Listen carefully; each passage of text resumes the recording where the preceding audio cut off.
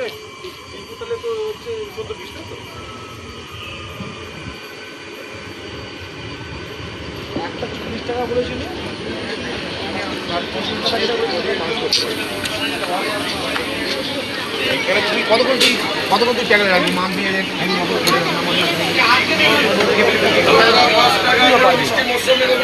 পারবি কি